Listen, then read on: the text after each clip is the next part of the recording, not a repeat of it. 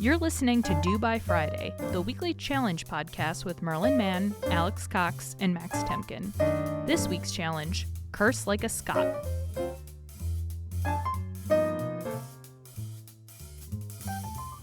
Hello. Hello, Merlin. How are you? No, I'm fine, Alex. How are you? Good. Max is on his way right now. But did you see Trump's latest tweet? I think so. Let me look. All right. Kara, Max's assistant, is here. Kara, can you get on mic 3? Yeah. Oh, yeah. Okay. So, yeah. I didn't know what Yeah. what he meant. Kara, can you just explain Trump's tweet for me? And maybe this will go at the end of the episode. Do you think he has overheard this term and didn't know what it meant? I immediately was like Googling. I'm like, is this something to do with infrastructure? It's the very first return. It's on Urban Dictionary, the first return for Easy D. It's at the top of the page. All right, Kara, so when you read this tweet, what did your mind go to? Well, of course, like, it's very funny, like, Easy D, like, it's a silly penis. yeah, I know, to not, like, anyway. Kara, I hate to put you in this position. Could you please tell our audience what Easy D means? Okay, so what he meant by D is defense or defense. The letter D is usually used as shorthand for defense when it comes to sports. So it's like... Yeah, it's the opposite of offense. It's like, all right. But no one's like, an easy D. O. Easy O has to be easy orgasm. No, right? they don't say O. Do D they ever is say it out D loud? is just short for defense, and what he meant was defense. But right. So, and like, for example, if you have positions that's hard to defend, you'd say it's difficult. You'd say hard D. I'm thinking I have heard the phrase hard D in... Like, but people say, Kara, you are a sports watcher. Yeah. Is that said out loud ever? I'm just fascinated. It's been a good. It's like I'm trying to put it into a sentence, but every way I say it is gonna sound like I don't know. Like, everyone, let's get back on D. Let's all pile on the D. Urban Dictionary has something different, which is also really good. All right, I'm going to kind of like theirs even better. This is not what I expected. A girl you meet at a political protest who's an easy lay, typically seen in the background of videos screaming for other men to beat up others rather than getting directly involved. I got a different one. I got a girl that is very easy to get with and has double D's. Kara, you want to sit in for Max today? Oh, man. I don't know. We got a good challenge. Got a really good challenge. What's the challenge? Well. Hey, Max. Max is here. Oh, come on. Okay, you can go, Kara. Okay, this has been fun. Bye, Kara. Thank you so much. Of Thanks course. for the Easy D. Yeah, thanks.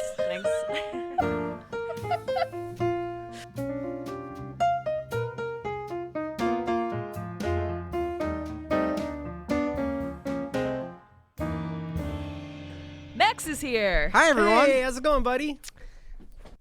It's breakout character Max from the Do By Friday podcast. Cool sidekick. I need a catchphrase. You totally need a catchphrase. One time at a writer's retreat, all the partners tried to come up with a catchphrase that they could use on the sitcom of our writer's retreat. The only one I remember is Eli's, where his was, "That dog go hunt." That's good. Yeah. It's really good. It's a great tag. Anytime someone says something funny, you go, "That dog go hunt." Big laughs. I think we could spend a couple hours workshopping this. I've enjoyed that. You call that SpaghettiOs? Suck my balls. Suck my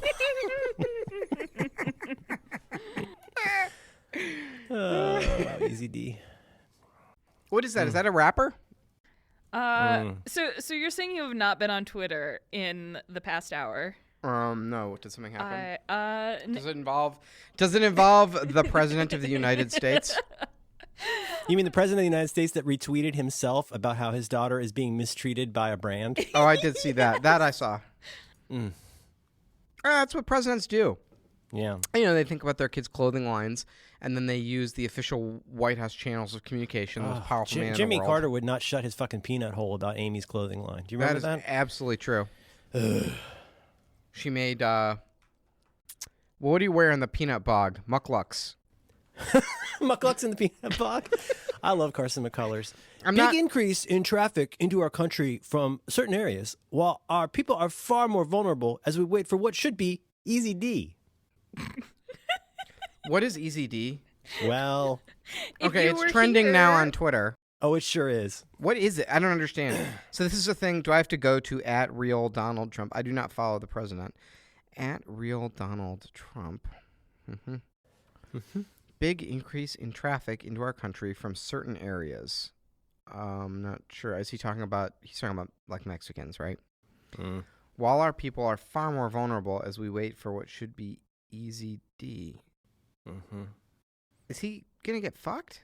I'm really excited that I feel like Max is not fucking with us and he sincerely doesn't know what this I means. think he hasn't looked at Twitter in a while. This Yeah. is really weird. I do not understand the reference to Easy D. Let's bring Kara back in. Yeah, she has left to get a cake. But if you were here, Max, Kara was explaining to us that Easy D is a reference to defense, which is a sports term. Yeah. Is this like how when I used to play Little League, the kids on the other team would kind of creep in towards the plate and they'd go, easy out, easy out. Oh, the taunts of children. Oh, It's true, though. I was easy to get out. Yeah, I was an Easy D. I didn't like to run, so I'd strike out a lot. All Well, right. we should probably start this, I Yeah, guess. I mean, yeah. if I had to suggest something to do. Yeah, rude. Yeah, sorry I'm late. Sorry. Oh, God. Here's the thing with this game. It's not, a lot of times when you play a tabletop game, you're going to have what you might think of as fun. And this game's not fun. It feels like finishing your taxes or something where you're like, ooh, like that, I feel like a sense of accomplishment. It's kind of like a bowel movement with friends. Yeah. It's just something you want to accomplish and move on. Yeah, boy, I feel very good about myself after I take the time to have a good bowel movement.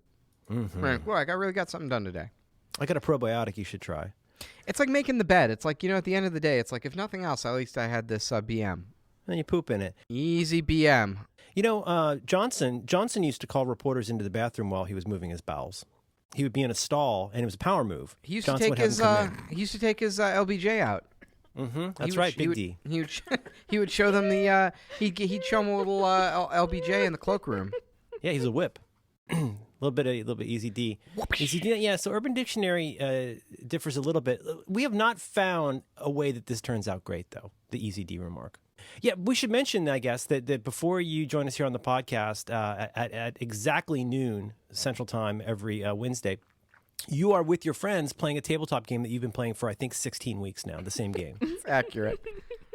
And it's like diplomacy, but more complicated. Like, what is it? It's Risk? far more complicated than diplomacy. It's a naval exploration and conquest game. So you're exploring the ocean. Ladies. Yes, you're exploring. You're exploring the ocean, and you can make colonies, and you can buy goods and establish an economy and My explore entire stuff. life is a complicated naval exploration game. Yeah, but you like things like that. I do.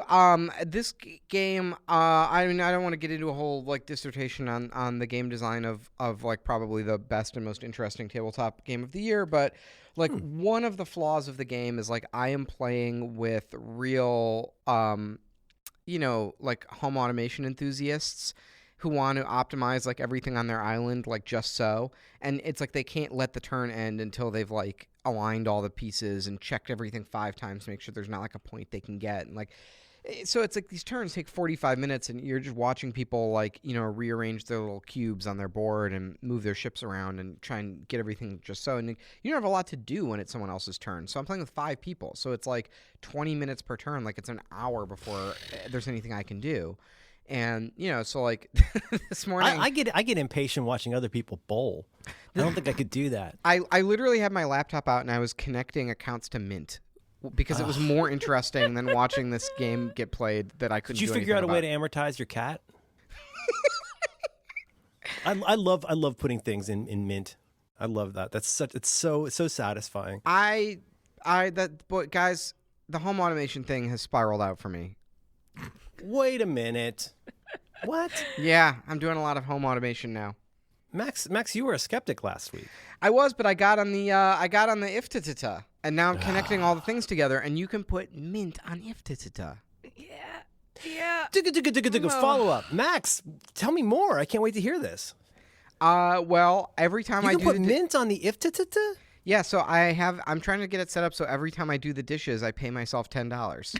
Oh, that's smart. Yeah, that's positive reinforcement. Mint. Now, let's boy, where to even start with this? I had notes. I had fucking notes. All right, Alex, hit record. We got to start this thing. Hi everyone. Hey, Merlin, how you doing? It's due by Friday. That dog will hunt. Hey guys, sorry I'm late. How's it going? All right, let's see here. So, note number one, I have some follow-up on the flower situation from several episodes ago. So, as you remember, I was doing an Amazon Fresh delivery, and I added a bunch of Had to do a flowers. top off. Because I had to top off the cart. I was like $4 short. And I was congratulating myself. I was like, boy, Veronica's going to come home, and she's going to be very impressed that I got these flowers. And then I realized, wait a minute, until she listens to this podcast. And then I'm blown because I have revealed that it was not that sincere of a gesture buying the flowers. Well, Veronica listened to the podcast and she told me that she wondered where the flowers came from and then assumed that a house guest brought them. So that, my friends, is a little something I like to call managing expectations. Hey, are these for anyone? I'll have them. like the kid that eats the pickles off your plate in the elementary school cafeteria. Are you gonna eat those pickles? What are you gonna do with those flowers? Is that for anyone? Oh, congratulations, Max! You're in our good books. Thank you. It's funny though because it could have been anything. You could have bought anything to top off your order, but you decided to like hook a couple cars together and go, I can get credit for this. Like if you'd bought her a large bottle of naked orange juice, you would look like kind of a dick. She's like, "Ooh, I could get flowers." That's about $4. Yeah. Yeah, she liked the flowers and just did not even occur to her that I might have procured them. It's like the worst O. Henry story.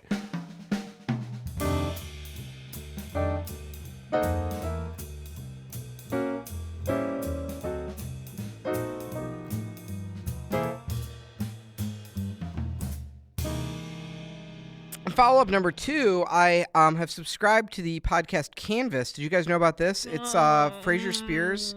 Who's this guy? That's a show about painting? Or what Yeah, is that? they talk about, it's more of the brushes and the palette and the technique.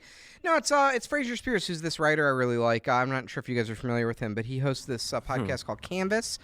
And it's about sort of iOS workflow and automation stuff. And so here's where I'm at. I listened to the OmniFocus episode, which was excellent, and I'm now listening through the Workflow series, which is like 4 or 5 episodes.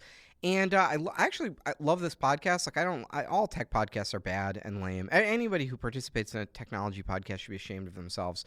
But like this is why society is going to crumble, because they're arguing over whether the button on the iPhone clicks enough or whatever. But this is a good show. I really like it. It's a lot of almost. It's a lot of what I like about Fraser Spears' writing, which is like it's more of a philosophy and a thoughtfulness about. Can I add a little note to this? Yes. I mean, I think you have to give equal credit to Federico Vitici, who's the co-host. And the thing I'll tell you what I love about this is, first of all, they are both fully invested in the idea of the iPad as not being a secondary device. They are fully invested in the idea that if not right this minute, you will very soon be able to do most of what you do on an iPad. And it's not something where they're like saying, hey, you bought an iPad, here's how to have some fun with it. They're both fully invested, but they come at it from very different, I don't want to say backgrounds, but Fraser's job is fascinating to me. Like he is, I might not get this exactly right, but basically Fraser does the computer management stuff for, I think, at least a school in Scotland, and he deploys many, many, many iPads. So he has to think at scale about what to do with a lot of iPads. And he has to figure out things like curricula. Like he's got all kinds of things to figure out. Whereas Federico, Federico has this amazing backstory, not to make it too human, but, Federico was real sick for a while and was in the hospital. And the iPad became this connection to the world where he learned to do everything on an iPad. And now that's not his whole deal, but a lot of his deal. So these two coming together, they're not coming at it from the standpoint of oh, here's a funny hack you can do to download your podcast. They're approaching this as this is an evolving computer platform that will enable you to do most of the stuff that you need to do. I think it's worth mentioning that point of view because they do not at all mince words about this being a real device that does real things.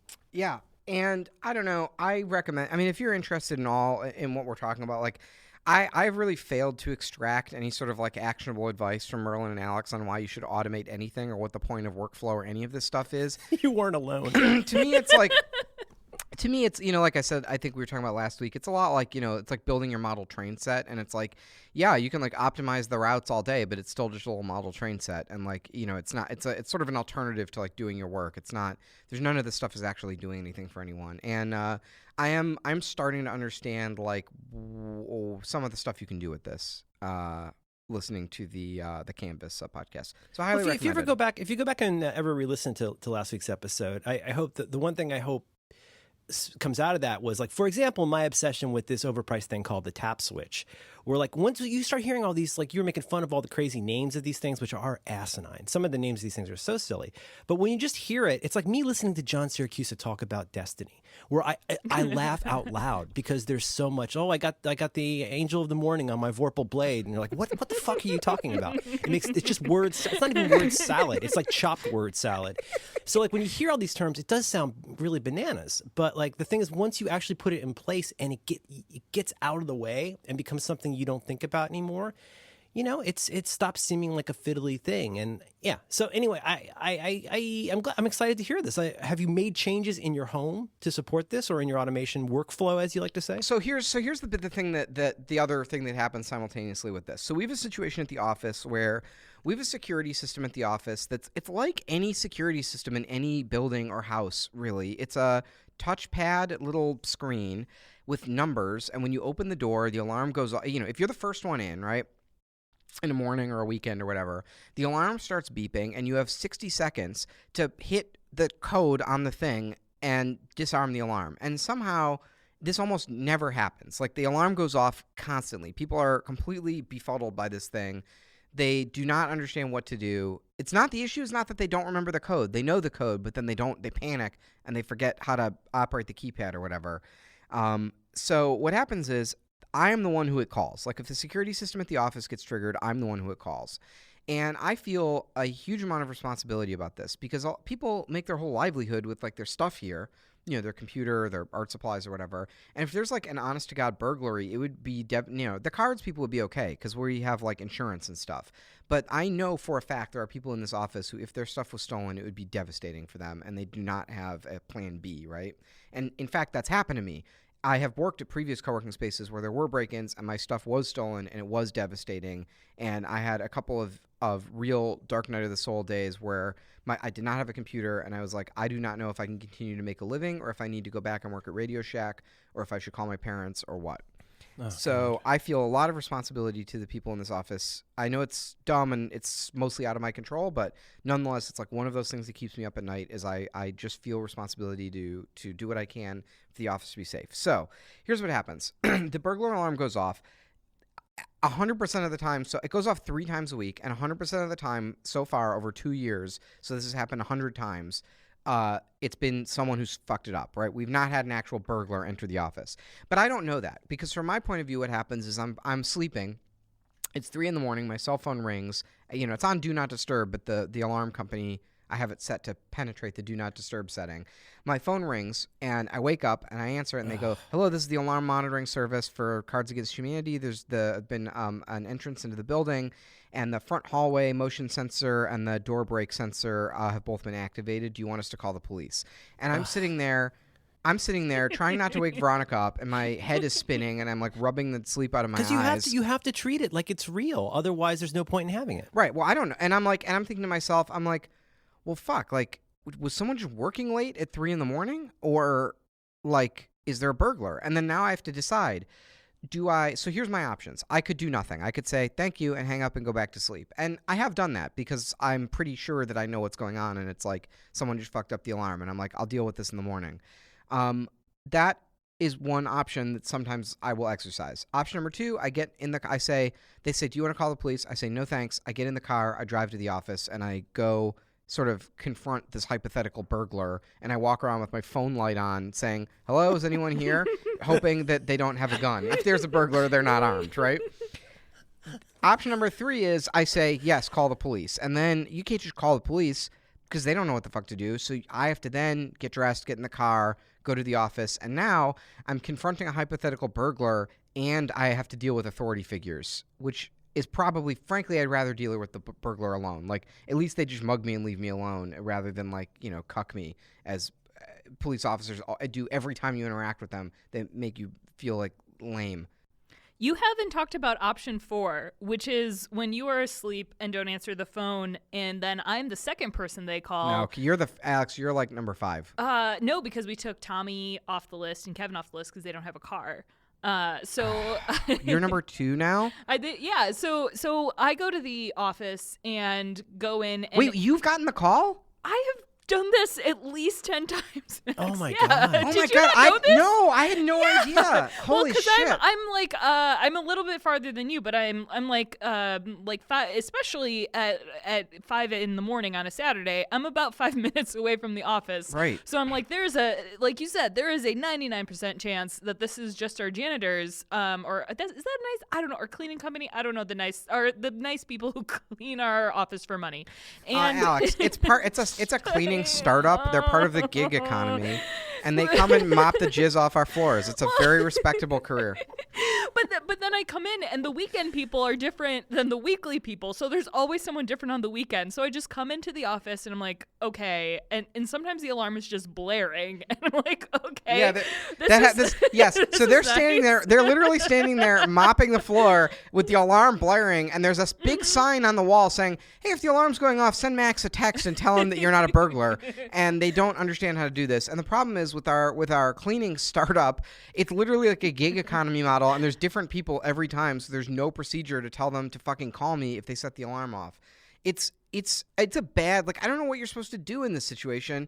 But anyway, so last week, Merlin, you asked people to tweet at us and say if there is a smart camera that you should buy. And the thing that was recommended most often was the Arlo security camera.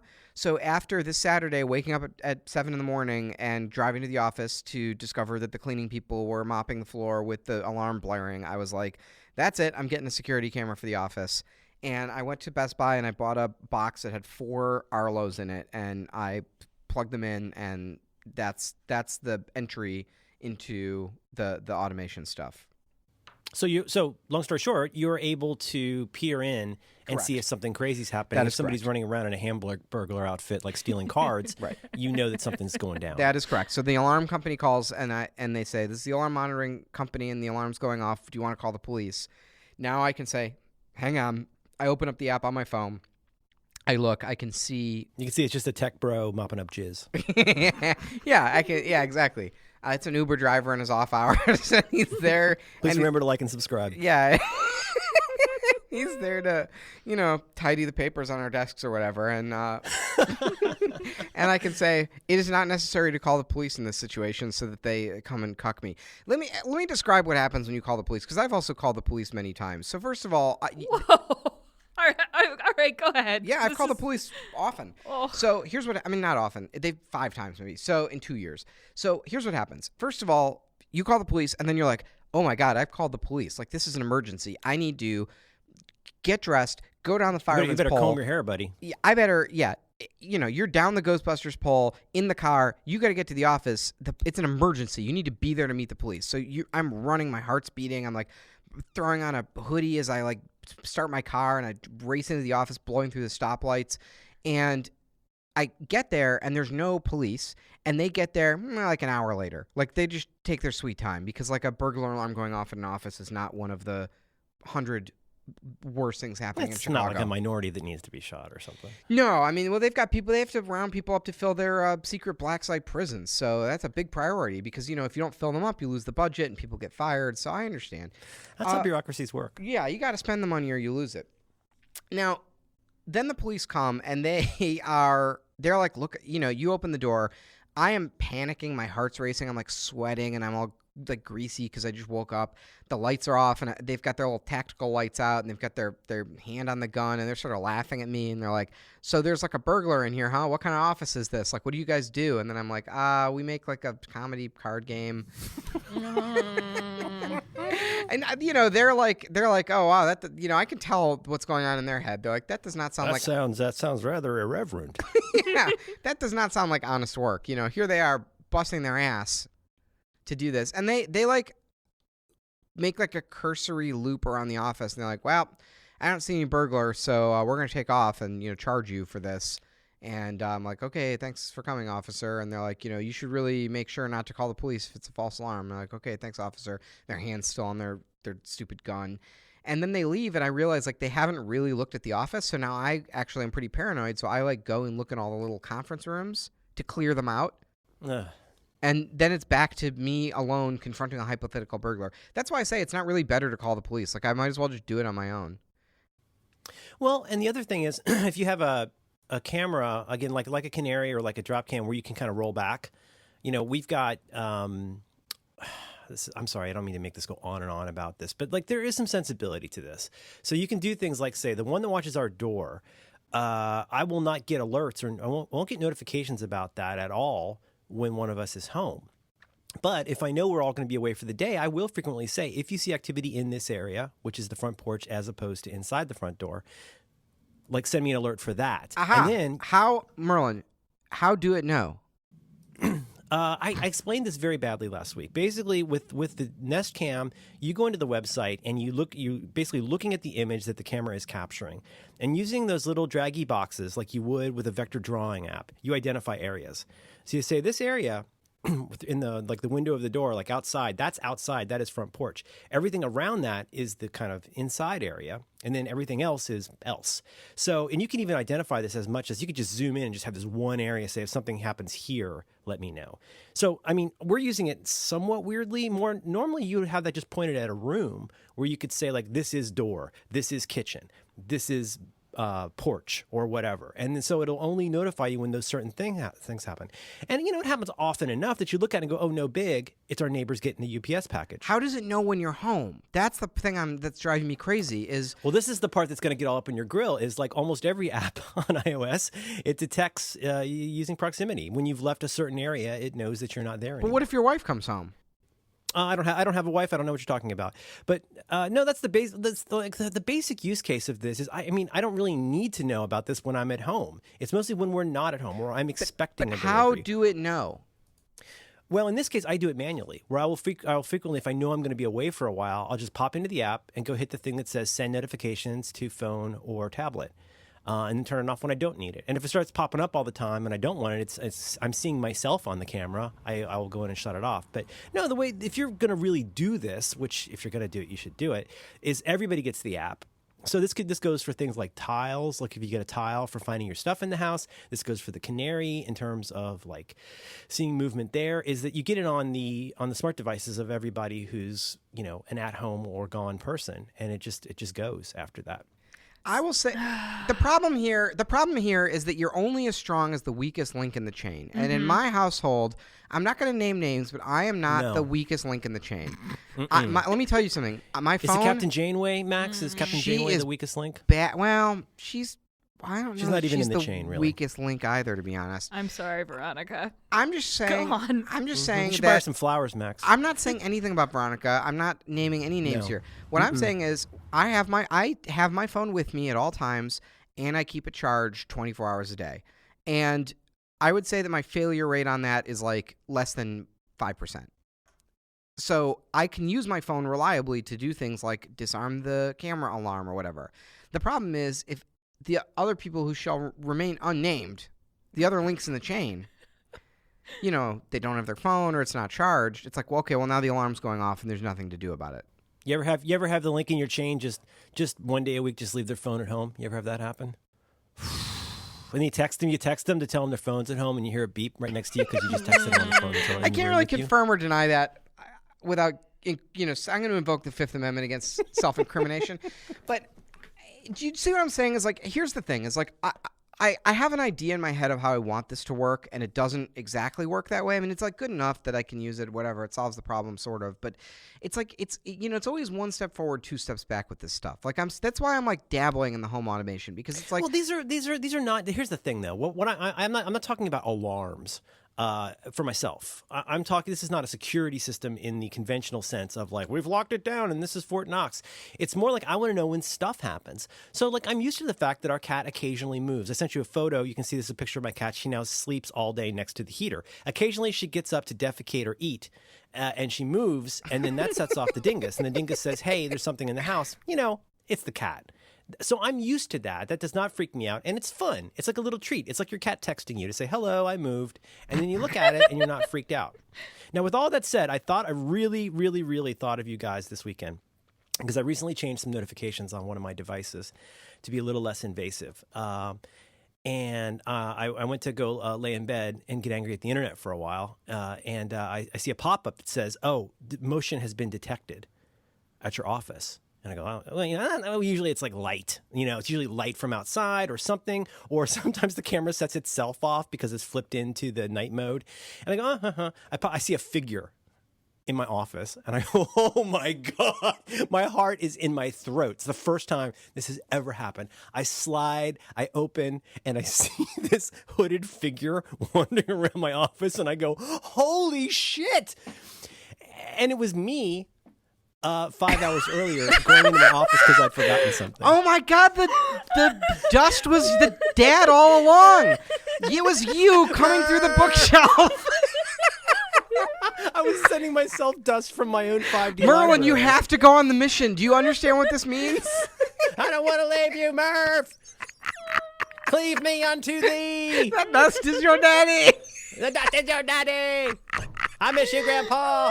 I was losing my shit because I've lost a lot of weight. I look pretty good, but I was wearing several layers. Plus, I had my hoodie, plus a rain jacket, plus my backpack. And when I first saw my profile, I was like, "Holy shit!" There's like a fat soccer goalie in a hat wandering around my office. And I honestly, I felt my heart go ha, like that. My heart went ha. I could not calm down for 10 minutes, even though I knew it was me. Lower the portcullis.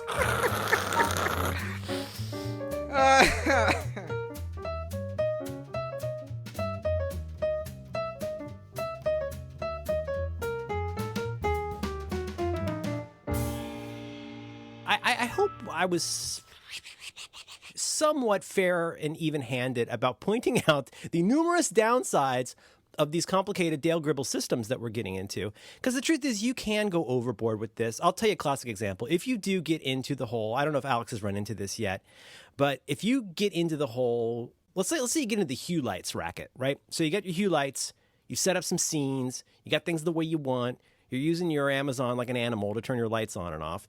And then you go like, ooh, here's an app I can get from the store called Hue Disco Party. And like, that'll do fun things with my lights. And you go, ooh, I'm going to get Yonomi because Yonomi's really good about running routines at sunrise and sunset. And ooh, I got a motion sensor. So now when there's motion at the door, it turns on a very blue, bright light. The problem is it takes like 3 days before you can't figure out it's a total Charlie Chaplin situation where you suddenly don't know why things are happening. Why did all the lights just go off? I have to go look at all of these apps and figure out where I have put something. Maybe the Echo heard us say something that it didn't like and it decided to play some Pablo Casals and turn off the lights. We're not sure why. I was like so I bought this like Arlo thing, and I was like, what can I do with this in terms of like home automation?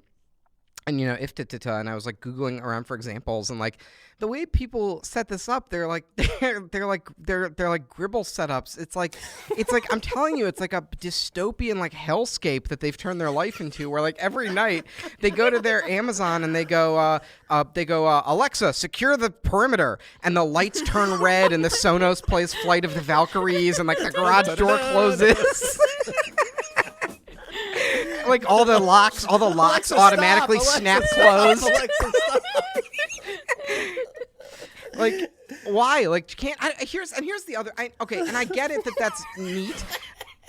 I get it that that's like neato that you can do that. But here's the thing: is like, If only you had someone to show it to. don't you? So that's why it's on You're YouTube. alone in your base with your trains. Oh, you'd have to have a webcam so anybody else could see what you're doing. Here's the thing.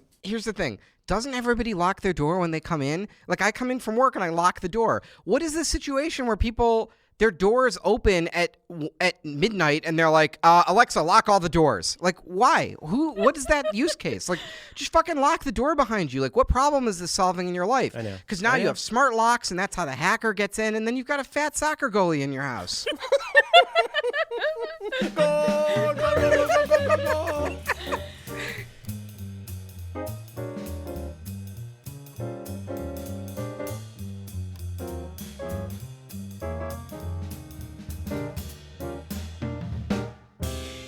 So I saw another build that was like, if you want to do all this, some of the stuff or whatever, it was like, well, the first thing you need is a $300 thing called a Harmony device. And so I clicked on that. Oh, you got to get the Harmony. You got to get a better hub, Max. That's your problem. You need a better hub. Yeah, so I clicked on that, and it said, this is a smart home hub, $299. And I was like, well, what does it do? And it's like, oh, it makes all your smart things smart. It's like they say they're smart, but they're not smart. And then you plug this in, and they become smart. Now, what the fuck does this do? It's like Kumon. It's like an after-school class for all your devices. What does this do? It makes you solve a lot of math puzzles. This is the thing, and so I'm curious. Just real quick side note: these Arlo lights. 2 quick side questions: were they relatively easy to install, and do they require a dedicated hub? The Arlo product, yes, it requires a hub. It plugs into your router. It worked immediately. It was very good. They're very easy to install, very high quality. Okay, cool. I endorse this product. It's very good. If you're I'll looking, give half points to that because I'm at peak hub. That's my problem. It's like I can't have another hub in the house. There's too many hubs. you're running out of space on the server rack. Well, I'm gonna have to get another rack in my data center. No, it's Cerberus is growing too powerful. The idea is that there are these meta devices. What was the one that was recently acquired and shit-canned by Nest? But basically, there are these kind of meta devices that, like the Harmony, that are meant to smartify and encapsulate all of your different things into one. Because you know how this shit works. You want to own your entire vertical, right? You want people using your device with your things on your diddly and and then on top of that, HomeKit integration is not a dawdle. For HomeKit, you have to do special secret James Bond shit to all of your devices for Apple to certify. That's why there's so few things that work with HomeKit. HomeKit should just work. I mean, HomeKit requires an iPad or an Apple TV and no hub. Mostly. It'll work. But if you want all this shit to work together so that when your train starts to go through Waukegan, your door opens halfway and it unlocks and then there's a red light over your toilet. If you want that, you're going to need a lot of software or some kind of a smart meta hub. So I'm okay. Every time John Redcorn comes over. I sincerely do not understand a word that you just said. I didn't have a Claritin today. You lost me. So you get all these things. You spend all your money on the things. I mean, this stuff, it's not, let's be honest, it doesn't work, but it's not cheap. And the portions are too small. And so you get all this stuff. And you plug it in, you plug all your hubs into your Ethernet, and now you're getting hacked by Russian botnets left and right. Your doors are opening and closing. You got a fat soccer goalie in the house. What's the problem? The smart devices, they're not smart enough. Your problem is you don't have enough hubs. Yeah. No. Yeah. It's always one more hub that is needed to solve the problem. And that's capitalism in a nutshell. But remember for a time in the Martha Stewart days, everybody wanted a mud room. You got to have a fucking mud room. It's you're so rich and so white that you need a third room before you get into your house. You need before you get into your house room, you need a mud room. I guess you need a room for taking your shoes off. I have a series of airlocking chambers that I pass through to eliminate filth and mud in progressive steps. Oh, we should also come back to Arrival because I watched it again and I loved it. Oh my god! But okay, I'm sorry, but leaving that, you need a hub room for all your hubs and your Russian hacking. But leaving that bomb aside for 1 second, you're telling me. So essentially, you've got all this stuff, and it needs some sort of Alex Jones powder to soup it up. I mean, you got to juice it a little bit. Yes, I'm telling you that, Max. This was my idea. Okay. No, I think I don't. Do you understand this better, Alex? I feel like the things like the Harmony Hub and what was the one, the really cool looking red and white one? This is a big part of Alex's job, is explaining things to me while I stare at her blankly and then say, "Why would anyone need that?" And then things break, and I go, "Why is this broken?" And Alex said, "Remember the thing I said we should do where you stared at me blankly?" Remember how I told you this probably wasn't right for you, blah blah ginger? Why did I spend $500 on this thing that I don't want? But no, there was this one. This is such a shit show. There was this. I forget the name of this, but there was a really cool hub. The one that looked to be the leader in like this like hub of hubs thing came along and said, "Hey, this is this great thing. Buy this thing, and like you're gonna have this great thing." And I think it was Google or Nest. One of the big companies bought it and like EOL'd it almost immediately. They were just like, "Oh, by the way, that thing you bought, that $300 thing you bought a month ago, yeah, we're not gonna do that anymore." So that's that. This is all still so shaking out. And like I said last week, Nest should be the Amazon of this. It should be that in the same way what Amazon is doing with Lady in a Cylinder technology, I feel like Nest should be doing with home automation. But that place, it just sounds like a total mess. And I wish I had confidence in that.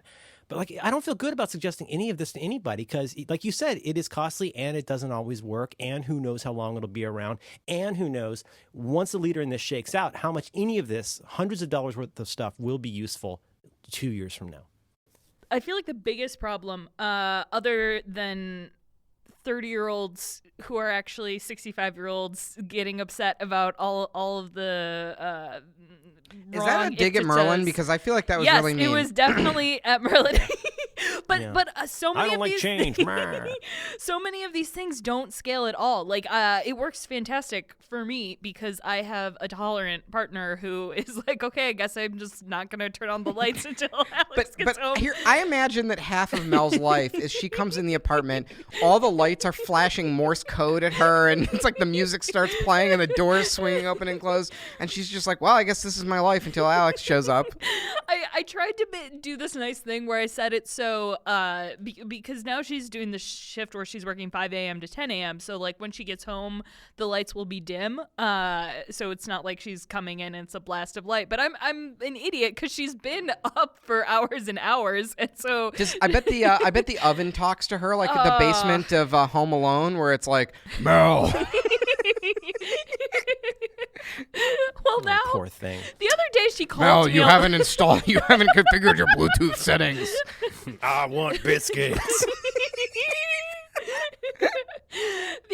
And all of this is fine for me, but like with our I'm trying to set up our Arlo, and it's great, but it does you not got one scale too? to No, the office one. No, the office ones, okay. And like it does not scale to 100 people. We are not like.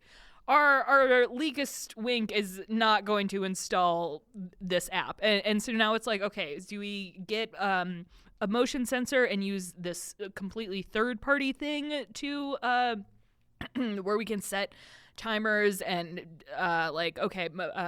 turn it on if an alert max if there's motion detected between midnight and like 6 a.m. or like. Here's what I thought of.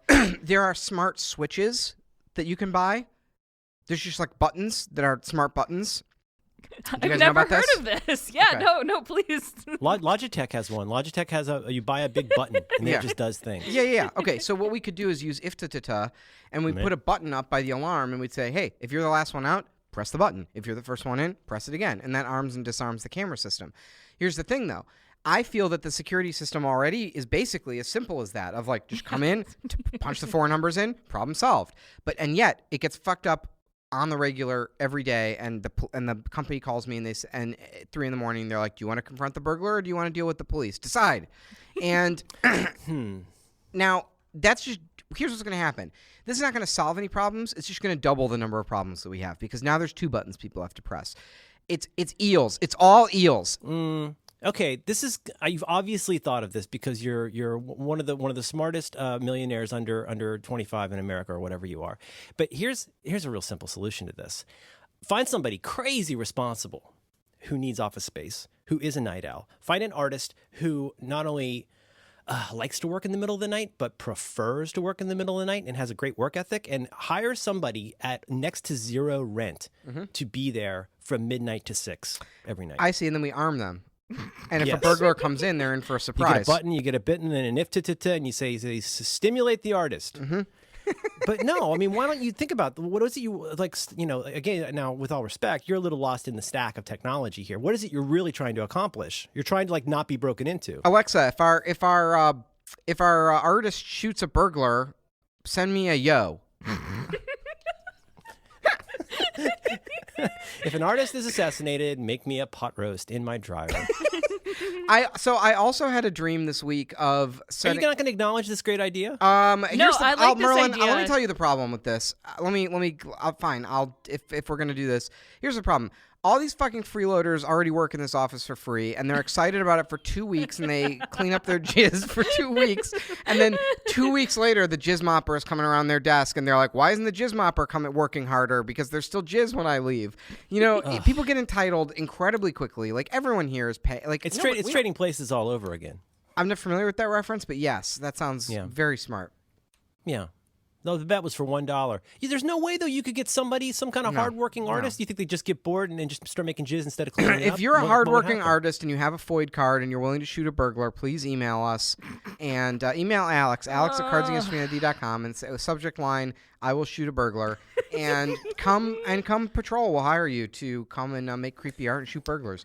A residency has never been this deadly. I am gonna get shot now because sometimes I do come in at, like it's nice to come here in the middle of the night, and the creepy artist who is somehow wooed Max into actually doing this idea, just like you've just decided to, like, I'm gonna come in, like me or Mike, we're definitely gonna get shot now. some kind of like just weird bearded loner. I made some beans. You want? Is it cool if I use your chair? For what? You don't want to know. As much as I would love to have like a Hagrid for the office, like a Hagrid an office Hagrid. Yeah, but Hagrid still. How is gets that sick. not a gig economy cleaning startup? Office Hagrid. Boom. Boom. I'm going on fucking Shark Tank tomorrow with that idea. I am seeking $350,000 for 5% equity in my startup, Office Hagrid.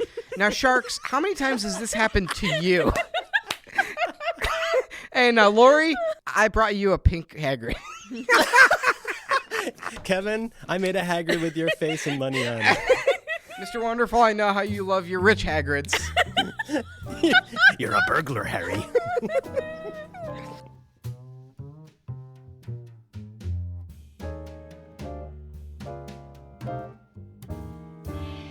Office Hagrid, but the thing is, you wouldn't have to be Robbie Coltrane. You could be like a skinny lesbian performance artist. They bulk you up, and you wear very tall shoes and a beard. How cute would that be, Office Hagrid? This is a great concept. I mean, I think we could really run with this. Office Hagrid, do you think it needs a better... Well, first of all, knowing Just Kidding Simmons, she's not going to want to put her licensing name on this. We're probably going to have to do a Hagrid at Avignon. We're going to have to come up with our own name for this service that's going to be just close enough to not be actionable. Do you guys want some good Shark Tank gossip? I got some great Shark Tank gossip. Oh yes, Yeah. please. So it used to be in the first couple seasons of Shark Tank, I believe seasons 1 through 4, that just coming out... So they knew, ABC and Sony knew that just coming on the show was such an incredible promotional opportunity that they took 2 to 5% of your company in equity or earnings just to appear on the show. Wow. So whether you made a deal or not, you gave up 2 to 5% of the company. And now That's bananas. isn't that crazy? And everyone had to sign that contract who came on in those early years. And allegedly, they did not actually weren't very good at collecting on this because it involved like a lot of like auditing of like, you know, grandma's cookie company or whatever. So like a lot of these companies just never got collected on for that, but they all signed it. They got a little piece of the Sullivan generator. Absolutely. That's a big hit. And when It makes gold. when Mark Cuban joined the cast, he was like, "I will walk unless you get rid of this." and now it's not there anymore. Okay, I got a question. Did you watch the latest one? I did with the big muscle man. Okay, I got a question about the muscle man. First of all, all right, I'll admit I was biased. I don't like people who are healthy. And so when he came out and was throwing shit around, and then I looked at his cooler and I was like, oh, the name is terrible. 200-pound dumbbell, you got to get your powders in there. You want to see me flip a tire? Whoop, whoop, whoop. Oh, that's an 800-pound tire. Oh. So, but here's the thing. He comes out and he does this pitch, and they're like, oh, wow, you're very articulate for a strong person. He's like, thank you very much. He's the White Rhino. And the White Rhino, here's the thing with the White Rhino is he wants to make sure you know how successful he is. Okay, he's had several multi-million-dollar companies, and he's just like funded an engineering company. Do you remember what he was asking for and what the stake was? I do not remember what the product was. He wanted, well, it's basically a cooler that's 3 coolers. It's basically like a cooler you'd buy at Walgreens, except it also has a power shake. Oh, and so that's smart because a lot of people are buying powders now. I mean, I think we have I mean, our revenue model for the podcast is based on powders. Now, what do you do? Totally based on it's a powder-based economy. Yeah. Now, what do you do with all these powders? The man who spends most of their life at the gym has to have multiple containers to separate the powders out. Well, it was a classic Shark Tank thing where, like, once you actually heard it, like, yeah, you know, that was really clever, but, this super crowded space, the name is, it's called the Cooler, I think. Like, there's all kinds of with things. With a K. Yeah, Cooler with a K. See what he did there? But here's the nut graph for me was, so he's this multi-millionaire White Rhino. He's asking for $50,000 in exchange for, what was it, 5%, 15%? It was actually not a bad percentage. But like our whole family, including my daughter, were like, why does he only want $50,000? Like, that should be walking around money for the White Rhino. Doesn't that seem weird? And then you go, I know why. And you nailed it right there. Yes, exactly. Publicity. Total pure publicity. Yep. It's I think it's the number one show on whatever night it's on. It's that's a big balls hit show. It's way more popular than The Apprentice. What about sad? What about those other guys? The guys who have the thing that with the hose, and they were valuing, what was it, $5 million? They were valuing their company. Yeah, but then they got a fucking deal, which was crazy. Who would use that? Like, what situation are you in your life where there's not a hose? Exactly. Oh, and you could stand in it and take a shower. Like, what? With cold hose water? What about the woman who just left work to take care of her baby? She's taking care of her baby. She wants to have something on the floor so she can play with her baby. I really don't like it when people. I said to my wife, she talks like Instagram looks to me. I really want to spend more time with my baby. I'll tell you, I feel bad for people who have a profitable family business, usually food based. You know, like our family restaurant. It's like everyone in the neighborhood eats here, and they say it's the best ribs in the neighborhood, right? And I'm like, you know, this person is great. They have what is called, pejoratively in San Francisco, a lifestyle business, meaning it's a business that they're idiots who make enough money to live and enjoy what they do in their life. Exactly. You're a bunch of dummies. You're a simpleton. You're a fucking rube, and you just fell off the. You can't growth hack. You can't growth hack. No, you're not gonna have hockey stick growth. All you're gonna do is make a sustainable living doing something that you love, and supporting your community and your family. Now, what kind of a fucking moron? If you have, let me tell you something. If you have a lifestyle business that is fulfilling for you to work on, you are you're a clueless numpty. You're a life cuck. You've got a. It's not even a product. You've got a life, not a business. I'm not going to invest now. I'm going to see my 10x on your love. You, my friend, are an utter twonk. Total twonk. Weapons grade plum. If you have a business that you love working on, total. You're a knob end. You're a dauber. You could be a shit gibbon. Total ball bag. Now, I feel very bad for those people because they often take a deal and they give up a lot of equity, and basically what they're doing is like ruining their livelihood. And it's going to end very poorly for them. And I can only hope. Oh, here's another good piece of Shark Tank gossip. About 50% of the deals that get made fall apart due to due diligence afterwards. I read, well, because there's ones, Barbara does this. So Kevin is always wanting to do debt plus a tiny little bit of equity, plus maybe some kind of like $1 per unit. I'm always interested in Barbara and Robert in particular. I like the ones where they say, well, if you really think you can get into Walmart, we'll make a contingent upon that. Like if you think you can get your book in B. Dalton's, that's fine. We'll do that, whatever. But those are interesting because then I have heard from the Shark Tank blogs that, as you say, a surpassing number of these deals, even the ones that don't have gotcha asterisks, just fall apart. Yeah, another one that I learned was Kevin O'Leary, Mr. Wonderful. So he's one of the only sharks I think he might be the only shark who's on like literally every episode. And he's more or less a plant. So his job is he's got a little wireless earphone in his ear. And his job is the producers tell him, summarize the negotiations up until this point and make them make a decision. Oh, he's like the Doctor Who companion. He's frequently the one that says, well, you got 3 offers on the table. Who are you going to... He's always like kind of doing that. When you come back from a commercial, he's the one who's reminding you what's going on and stuff. Yeah, he ties the scarf around his neck and goes, wow, I love the universe. It's a bunch of tiny The stuff. stars are made of love. And then cut to commercial and everyone posts on their Tumblr about it. Oh my God, I have all the feels, you guys. Adulting like a doctor.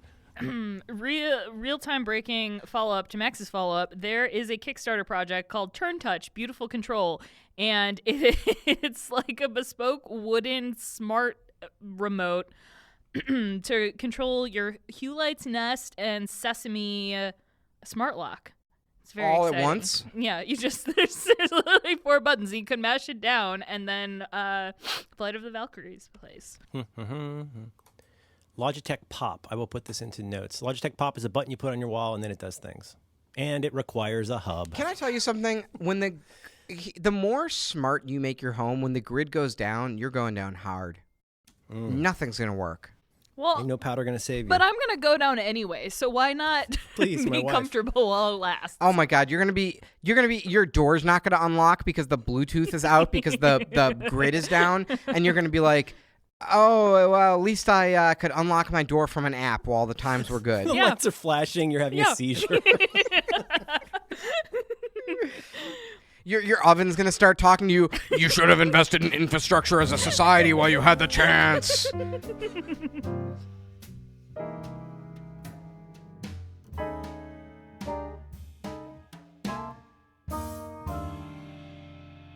All right, let's start this thing. Alex, hit record. Let's go. Digga. Hey, Merlin. What was the challenge this Hey, week? how's it going, guys? All right, you fucking spoon. What was the challenge? Okay, when we first started talking about doing this program, before we had recorded, I don't know, 6, 2 dozen episodes and thrown them out, we had a big spreadsheet full of ideas for challenges, most of which were terrible. One of my favorite terrible ones that I wanted to revive was that we learn to curse like someone from Scotland. The inspiration for this, I've always enjoyed hearing Scottish people curse.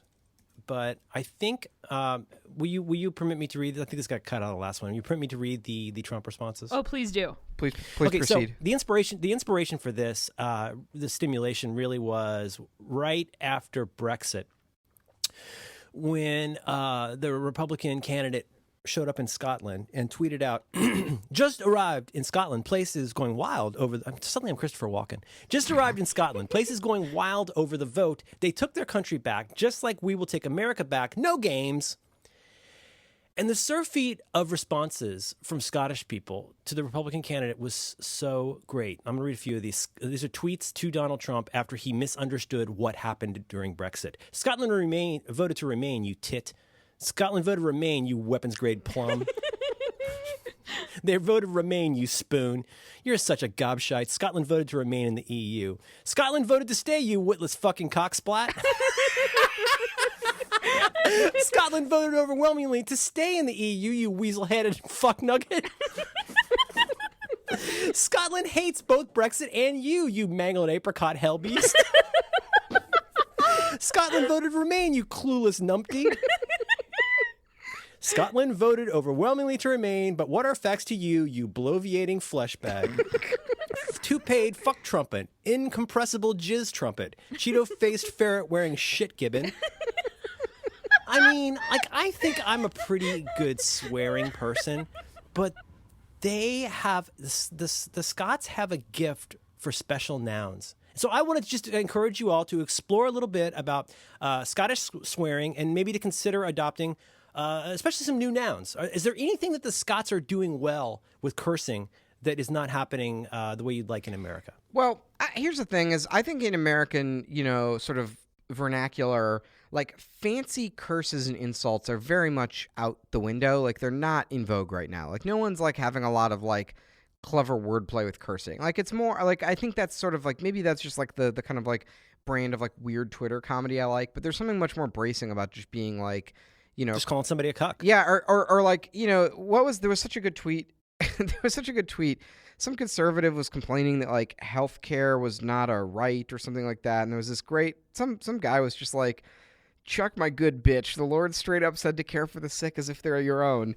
And there's something so fucking funny about that. Of like, he didn't invent a whole insult. It was like all lowercase. It Yeah. was so casual. Yeah, it's just something so effortless about just calling him my good bitch. It just made me laugh. So it was so it's so dismissive. It's like I'm not even going to expend the effort to come up with a good insult for you. And what I liked about doing my research into the Scottish swearing is there's a lot of so there is a lot of the trying really hard inventive stuff, but occasionally you get a good one like they'll just call someone like a fucking spoon, which is great because like what does that even mean? But you know that it's bad. It's like. Well, I don't even have to tell you what these mean. And let's be honest, we should probably have a content warning, a trigger warning. Some of these are extremely offensive. That's why it's swearing. You Bobby. Bobby, Bawbag, Jobby, Fudd, Diddy. These all sound like characters in Harry Potter.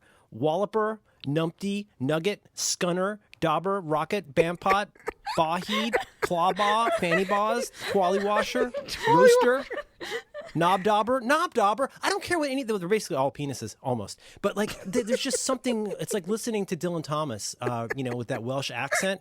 In this case, they sound so good. I don't even care what they mean. They're just so musical. Yeah. Knobdobber. My two favorites are Roaster and Knobdobber because you need to look up what the definition is. Could you stop being a roaster for one goddamn second? And some of them also are like it's fun to have ones that are considered insulting even though they don't have what we would consider an obscenity. Away and boil your head. I'm trying to avoid doing the accent. Away and boil your heed. Like means fuck off. Away and raffle yourself. Go raffle yourself. Go away and raffle yourself. Geez a humph. Go take a run and fuck at a rolling donut. That guy is a real numpty. Let me tell you something. Total dober. I was watching a bunch of YouTube videos of Scots just in bad situations where Did you see the guy on the roof? Yeah, the poor guy on the roof. Fucking funny. Just Don't splice put my it. weight on. Just splice it. Well, why the fuck am I supposed to put my weight? Nothing we're gonna say is funnier than the video of the Scottish guy stuck on the roof. Yeah, but it makes me realize, like, I think I don't want to overthink this, but you're right. I think that you think about the history of what we consider swears. So many of our swears are based on some version, and there's a lot, people have written a lot about this. They're based on either like sex, excrement, or what's the word I'm looking for? It's an easier word than irreligiosity, but like basically God stuff. There's all kinds of like curses that are some version of blasphemy, essentially. And that goes all the way down to Jiminy Cricket. I mean, that's another way of saying Jesus Christ, etc. But it's like, I think over time, these have gotten very streamlined in America, down to the much more like guttural, Germanic sounding short, you're a dick, you're a cock, you're a I can't even say the C word, but these like, bomb, just like a blast of these single syllable words. But when you call somebody, what was that, a gobnobber? What was it? A clawbaw? A bampot? I mean, they have this kind of like, I don't remember all my feet from poetry, but they have this kind of like a twally washer. That's beautiful. That means cocksucker. Isn't that nice? You're a twally washer. But they're a little bit more rococo, and I don't know. I think they're just delightful. And to hear them coming from the people, who speak with that accent, just stunning. I had a quick offline with our Scottish friends, Fraser Spears and James Thompson. I was asking Wait, about this. you know Fraser Spears? And one thing that James says is that, as with all these things, there's regionalities to it. Is he cool? Is he cool in person? Tell me about what he's like in person.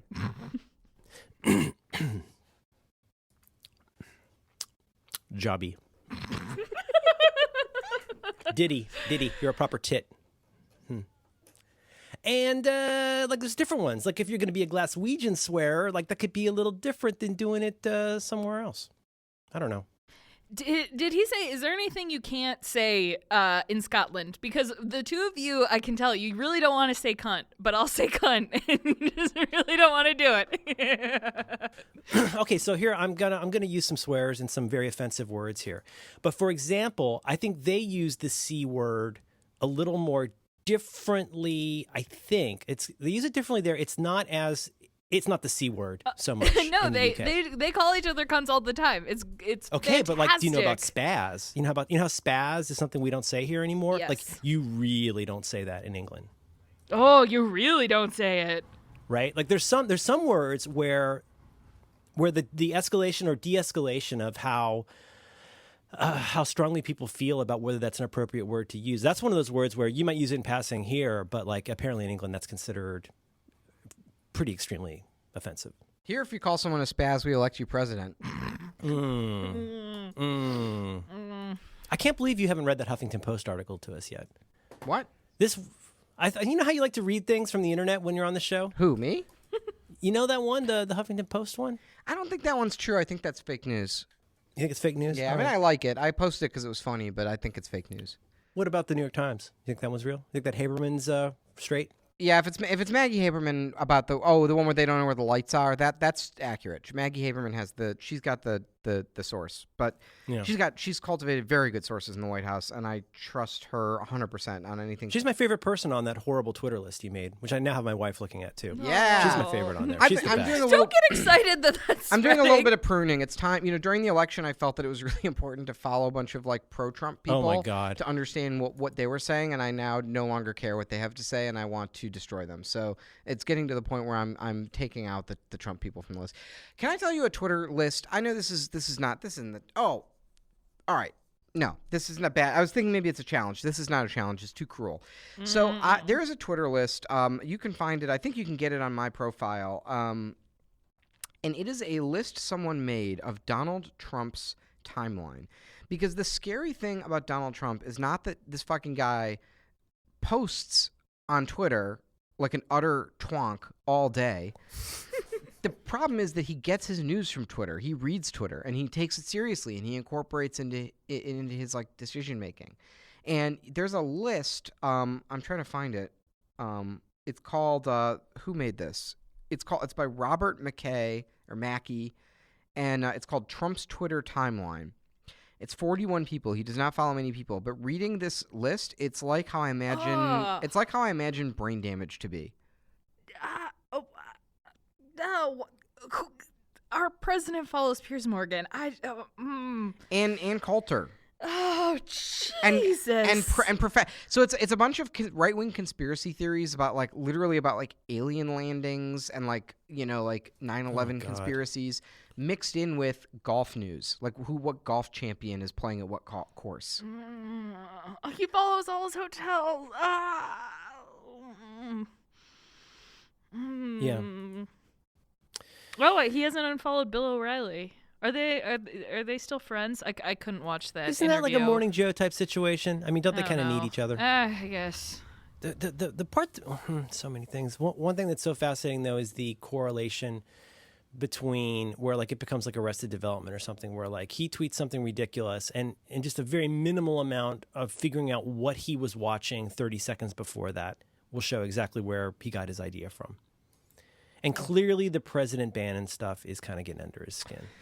I don't think any of it matters. I don't think that fact-checking him matters. I don't think any of the Twitter, nothing that you can say or do on Twitter matters at all unless you're using it to organize people to do something in the real world. So that's not true. It's not? That's not true. It's not? No. Okay. I mean, there's all kinds of things you can do. You could put up that funny picture of him holding up something and it looks like a drawing that he's doing. Yeah. Oh, Yeah. okay. I see what you're saying. Yeah. There's all kinds of things you can do. You know what you're doing? They call it culture jamming, Max. That's right. I forgot to consider all of the memes that people could post that could, really shake people up and affect the discourse. Well, this is how we saved Tehran. So. Well, now I'm depressed. Yeah. Okay. You know what you should do? You should automate something. Did you see Sean Spicer's ABCs? Yes, that was so good. Oh, it's so awful. I feel so bad for him. The only reason I'm sorry, I hate him so much. It's the wonderful. Sean Spicer ABCs. It's objectively very bad comedy. and it's a cheap shot and it's really lame. But here's the thing: is literally his excuse me, literally his whole job is he's a communications saying expert. words. Yeah, that's his whole premise of his existence. Someone said that me making fun of Sean Spicer was punching down. What? I'm sorry. Punching Oh, I think this real life man also listens to the show. This was something that was said to me in real life. I've never like laughed at a person like. Who said this to you? Call them out. Just someone I know from college who works at Google. We were voted most likely to succeed in our grade school yearbook. Anyway. Well, look at you. You host a moderately successful I know, right? podcast. Yeah, And he works he's at fucking Google. wasting his life making like porn ads work on search engines. But yeah, I'm sorry, Sean Spicer. Turtle man. Yeah. Someone with like 10 Twitter followers, me and Melissa McCarthy have just been too mean to you. I'm sorry. Boom. Otherwise, basic, core, drunk prices, esedigitation, fresh office, grobe, historic. This is my favorite. Inimpulentation. Last day. His mouth is full of gum. He's eroded his mouth muscles with cinnamon juice. He's a turtle man made of cinnamon stuff. Like I can sympathize. Like I stutter and stammer, but this man, Max, you have inside information. Sometimes, like you have friends at the White House. Why hasn't he been fired? Like it's not just that he just can't say words. So I don't know. I don't have any friends in the White House anymore. They all quit. But I know like there was a Tyler Cowen on Marginal Revolution had a post. And it was like economists have two theories as to like why would like people lie, like why would Sean Spicer, or what do we call him Sean Spicer on this podcast? The Spicer is the why would Sean Spicer come out and lie? And his first thing, and we'll hopefully we can find this post and put it in show notes. But his whole thing was like basically there's two reasons. One of them is a demonstration of power. So, this is a way to sort of dominate the opposition, is just to like lie, is just to like say the world is one way when it's clearly another. And you're sort of saying like, no, I can just say this now and there's no consequences. Mm-hmm. And you know what? It worked because there are no consequences. And number two is it's a test of loyalty. So Trump tells Sean Spicer to go say some crazy shit. And if Spicer starts mouthing off and going, I'm not going to say that, I can't lie, blah, blah, blah, Trump knows this is not a man who's loyal, right? He wants his... Well, yeah, it's like that. That was my impression, was like his orders were to, you got to read this, basically lie and sell it. You can't just lie. You got to make it sound like you believe this even more than I do. That is correct. And Trump is writing a lot of this himself. Like, I guarantee you a lot of the dumbest shit comes from Trump. He calls someone in the office and he says, say exactly this. And then they do it because the madness and the genius is all wrapped up in Trump. That was part of the beauty of the Melissa McCarthy bit, is it really, it sounded like what Trump would have tried to write and then would have been mangled through Spicer's ability to understand like what was being said. That's right. These are your words. But anyway, it's a loyalty test. Trump says, go say that, what was the one that he had today? He said, go say that, this is that I've had to wait the longest of any U.S. president to get my cabinet confirmed in American history, which is not even Obama's cabinet wasn't confirmed until April, so it's just not even a fact. But Spicer's going to go out there and lie confidently and say it. And the thing is, Trump wants his people to go out and be like, spray the silver paint on their mouths and go, we die, we live, we die again. Like, we ride into battle. It's the longest cabinet appointment process in history. Do not become addicted to the truth. Yeah. So, I don't know, man. It's fucked up. It's fucked up. The other way, I was reading I was reading this philosophy book from Hannah Arendt, The Origins of Totalitarianism, and she has a whole segment in there that just fucking blew my mind about how sovereignty expresses itself, its power over the land, through exile. So when the sovereign is insecure, they exile people to show that they're the true, boss of the land or whatever. That's really good. And that's and it's true. It's obviously, it's like it totally checks out. It is true. It's like, oh God, you gave a name to this. Oh God, that's so true. And Trump feels that, his win is not legitimate and his power is dubious. So he's like, I'm going to kick a bunch of people out of the country now. Let's see how you like that. He's just going to keep throwing people out of his birthday party till it's only him and a cake. It's a tremendous cake. The cake gave me a 5-minute standing ovation. Everybody was happy to eat the cake.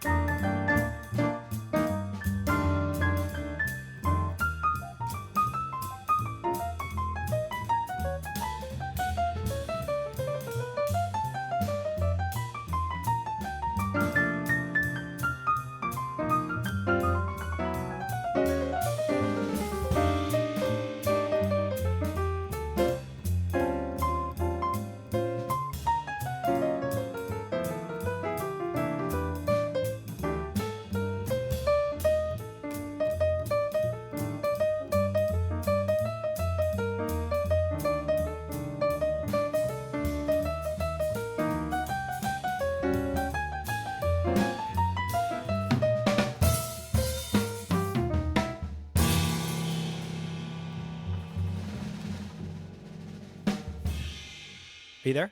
Hello. Yes. We're here. It wouldn't be the first time I talked for 4 minutes without realizing I was disconnected.